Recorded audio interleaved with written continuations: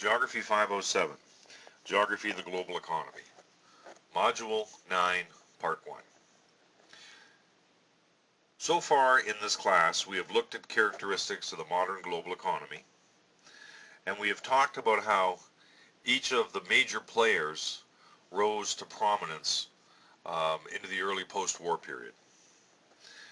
Today we're going to look how the global economy shifted from that industrial capitalism height to what's called today either post-industrial capitalism or advanced capitalism.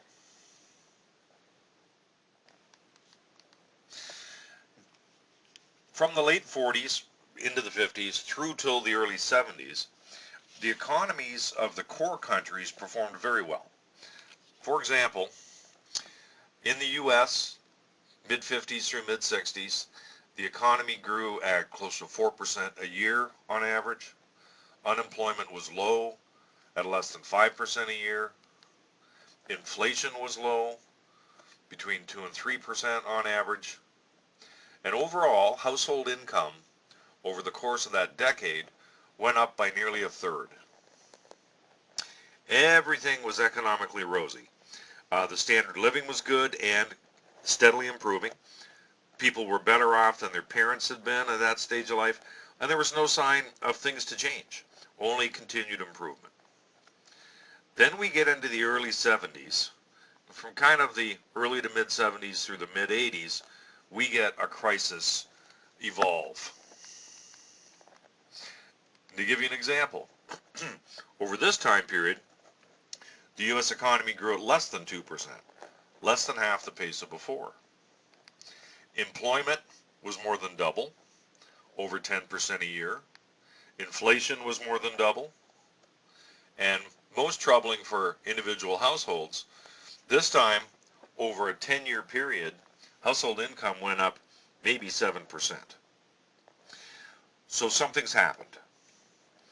As a response to this economic decline, economic uncertainty, we get an effort to maintain or boost profits by the industrial core region corporations.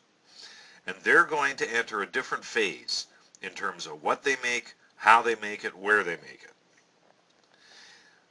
Part of what they do is going to be to change from simply a refined division of labor to a spatial division of labor, geographically breaking up parts of the production system. They're also going to build greater flexibility into their production systems. This is going to be more flexible over time and space, and a major way this can all be monitored and decisions made is through increased information flow. So we're going to go from a process of what had been labeled as Fordism, we talked about that before, assembly line processes that controlled the pace of production and enabled the manufacture of large volumes of standardized parts. We're going to go from that kind of efficiency, which tended to occur in one geographic place, to something referred to as after Fordism. New flexible production systems, especially geographically flexible, based on the deep application of information technologies. This in terms of information flow, management, market management, even information used for automated production. So something happened. What is it that led to this massive shift? What is it that led to this problem with industrial capitalism when it seemed to be at its height? Well, we have a variety of conditions that start to result about the same time. I'll list the most important ones for you here. First, Fordism was very effective, and we have rising industrial productivity, much greater efficiency in mass producing. That leads to increasing market saturation. So that threatens our ability to sell. At the same time, rising productivity has been accompanied by rising labor costs. Blue-collar workers at this time, in the 70s and early 80s, were regularly making $20 to $30 an hour, and with overtime, time and a half from that. So labor cost was significant. Now, it wasn't that important when profits were rapidly rising because of that efficiency. As we get bigger management and bigger labor, we get bigger government regulation. We also get bigger taxation because, again, there's so much money being made, corporations can handle that. And it gives the government more cash, obviously, to work with. At the same time, as we've got really big but also really expensive, we're seeing greater overseas competition. We've had the rebuilding of Western Europe in modern ways. We've got the rebuilding of Japan in modern ways. And we have the USSR trying to do its own thing, adding a different form of competition. So we've got increased complexity, increased competition, increased expense. All those threaten our profitability. Add to that, transportation and communication technologies are improving. We can cover time and distance at a lower cost. Production flexibility has improved. Breaking up of the production process in terms of how we make things. That can change where we make those parts. And as we get a variety of new raw materials and synthetics, it can also change what we use to make things and what we have as a final product. All this is tied together with a growing global interdependency. More areas tied together as more national corporations become multinational corporations. Now, these last 3 points definitely contribute to the destabilization of industrial capitalism, but they're also going to play a significant role in pulling the core economies out of the crisis and into advanced capitalism. So why did all this crisis, this merging of conditions, take place? Often the crisis is blamed on the rise in oil prices in 1973. In 1973, the major OPEC countries, and OPEC is the Organization of Petroleum Exporting Countries, that cartel got together to reduce the amount of oil available on the global market. They limited supply. And we know with that and increasing demand, the price skyrocketed. In fact, the price of a barrel of oil went up close to 500%. That was very disruptive. But it wasn't the only thing. And I've listed here 10 of the major elements that come together to help explain this crisis. As we said, we often point to the oil crisis in '73. Now, not only is higher oil costs going to increase transportation costs, but oil is a major raw material. We certainly use it for making rubbers and synthetics. It's more than simply heating, cooling, moving, although it's definitely those two. We also see slowing economic growth and falling profits really associated with the slowly falling levels of demand because of competition, market saturation. Those help contribute, the cost element and the declining profit element lead to rising levels of inflation because of economic instability. Now, rising level of inflation reduces profits.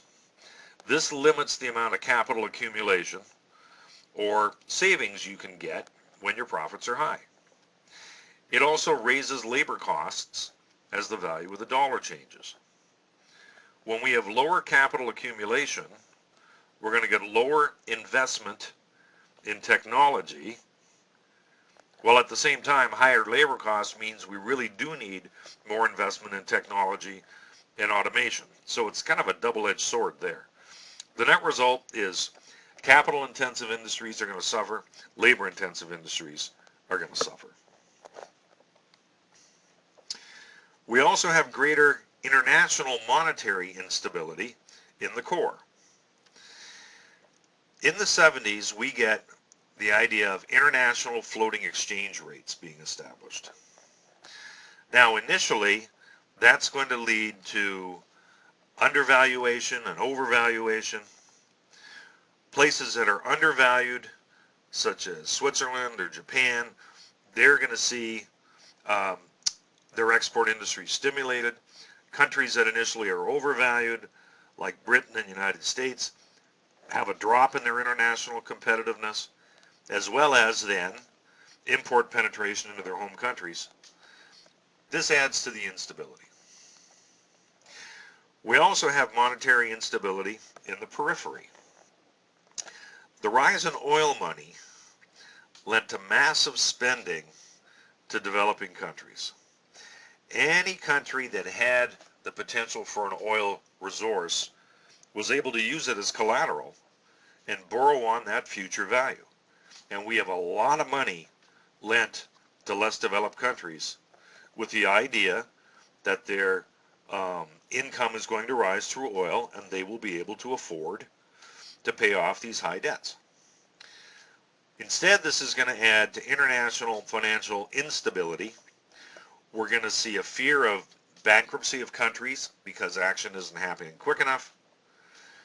There's going to be money added and removed quickly, adding to instability.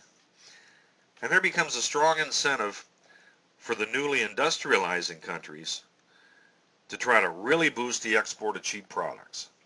So raw material-based companies or countries are going to be suffering. Ones that are taking advantage of cheap labor to produce things like clothing and electronics, they're going to try to boost production, hoping that that'll help them pay off their debts. We're going to see greater pressure throughout the less developed peripheral component of our core economy. Now, coming off of the rosy times in the 50s and the 60s into the early 70s, we've had a rise in new social values or environmental values, valuing the idea of clean water and clean air and stopping or reducing extreme pollution. With this new set of values, we do see the creation of new markets for some new products, but it also raises costs and it raises taxes. Had it not been for the instability in the economy at this point, that likely would not have been such a big deal. But it adds to a troubling time.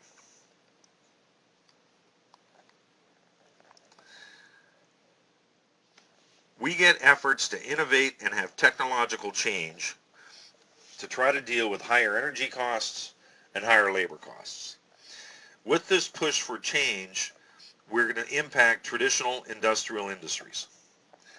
This is going to change the demand for some materials, some components, and again add instability to the way we did things. This is something you've, I'm sure, most likely seen. We see much less steel in cars, a lot more foam, a lot more plastic. Electronics no longer have tubes. Well, they did way back when. So that's been a change. We've got a variety of technological components that change the nature of labor that we need, that change the nature of materials that we need, that change the nature of our product. We also go through an era of greater political instability throughout Central America, Southeast Asia, the Middle East. This inhibits world trade because of that instability. This causes disruption in material flows, in finished good flows, and disrupts investment flows. When we're talking parts of the Americas and the Middle East, it also definitely impacts the flow of oil.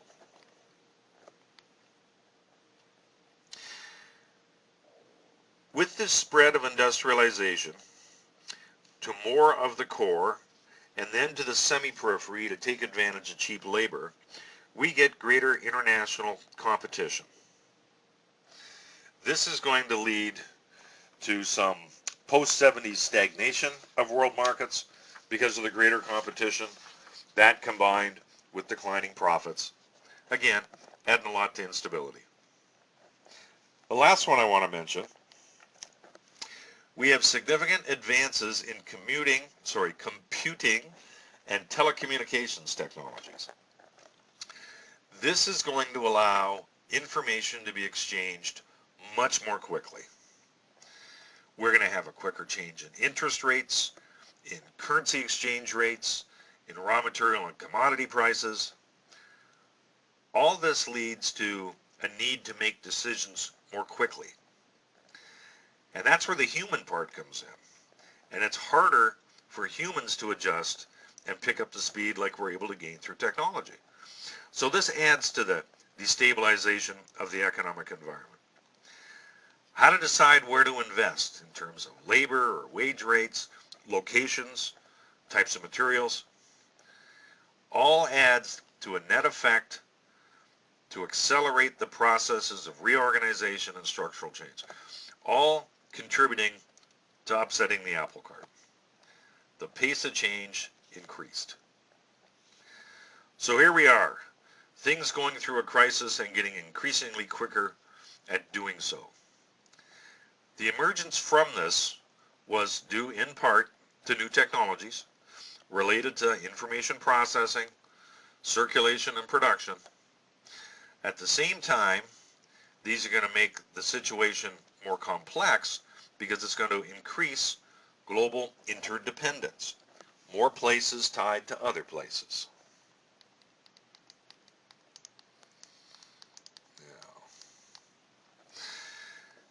As we emerge from the crisis, three main elements are worth noting for us. First, circulation technologies. And we've talked this before. Improvements in transportation and communication technologies, wide-body cargo jets, containerization, fax, the start of electronic mail networks, computerized business systems, to satellite communication and fiber optics. All these have reduced the cost and the time of circulation, so we can go farther faster. That helps create a wider geographic market. As we find this technology being available in more places, it leads to a greater standardization of information flow and of products across different cultures. So we're working toward a certain degree of homogeneity because of circulation. Production technologies help as well. We've got electronically controlled assembly lines, computerized sewing systems, robotics, different ways to improve the efficiency and the speed of production technologies. It's allowed a finer degree of specialization in a number of the production processes and made a number of these operations routine, very standardized. That's to reduce the need for skilled labor. It's also broken up the production process, which means different parts can be done in different places. This makes it easier for managers to take advantage of new sources of cheap materials or cheap labor, or perhaps less militant sources of labor or raw material provision. When we add to that more new synthetic materials, our locational restrictions, certainly for raw materials, gets changed again. All this leads to a greater global interdependence. Because of changes in our production-based and communication-based technologies, corporations can operate more easily over long distances. That increases not only the divisional labor, but the spatial divisional labor. The reduction of spatial barriers has increased the importance of local conditions. If we can get anywhere more easily, what is there with that where becomes more important. Local mixes of skills and resources that can be exploited in the short term will give a corporation a competitive advantage. Also, if you're only in using materials and labor, as compared to building all aspects of a production factory, you're less tied to a place, which means decisions can be made to do things in places simply over the short term with no long-term commitment. Now that's going to benefit corporations, but it's going to hurt regional and national economies because they're no longer going to have elements of control over their own economic situation. Now, this fundamental change in the economies of the core, as I say, got referred to as either post-industrial capitalism or advanced capitalism.